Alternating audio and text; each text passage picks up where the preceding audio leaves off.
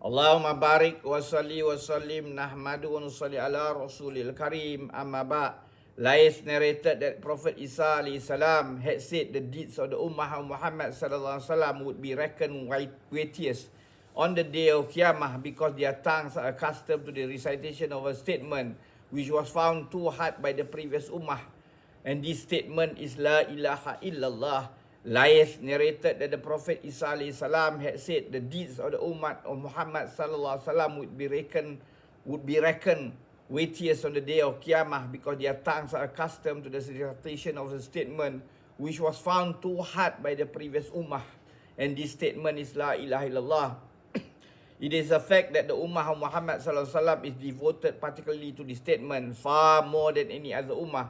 There have been hundreds of thousands, possibly millions of Sufis, religious divines, every one of whom have hundreds of disciples, all of whom recited the words of the statement thousands of times daily as a matter of routine. It is stated in the book Jami'ul Usul that the word Allah should be repeated a minimum number of 5,000 times daily and that there is no upper limit for this. And the Sufis are required to repeat La ilaha illallah at least 25,000 times. This number varies according to the advice of Mashaykh. I have related all this in support of the above saying of Isa alayhi salam. Shah Waliullah rahmatullahi has stated in his book Qawil al-Jamil that his father as a beginner in Sufism used to recite La ilaha illallah 200 times in one breath. Sheikh Abu Zaid Yazid al-Qurtubi rahmatullahi writes on learning that one who recites La ilaha illallah 70,000 times become saved from the fire of Jahannam. I completed this number once for my wife and then several times for my own self as a provision for the akhirah. There used to live near us a young man about whom it was said that Allah has given him the ability to see hidden spiritual things, even things having to do with Jannah and Jahannam, but I hesitated to believe it. Once when this young man was dining with us, he uttered a cry.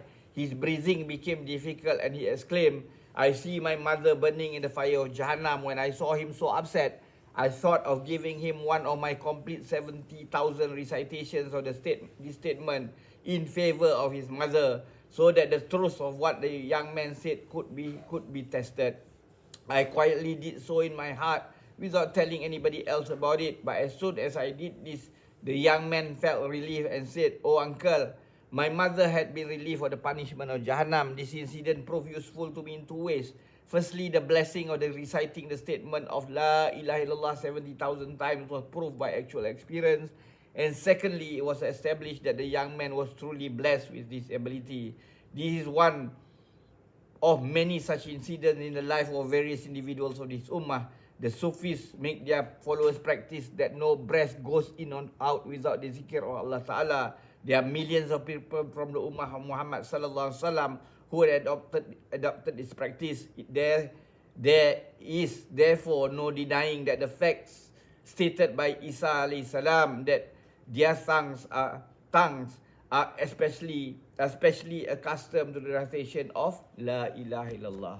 May Allah give us taufiq to put all this into practice and convey to others. Subhanallah wa bihamdi, subhanakallahumma bihamdika, asyhadu an la anta astaghfiruka wa atubu ilaik.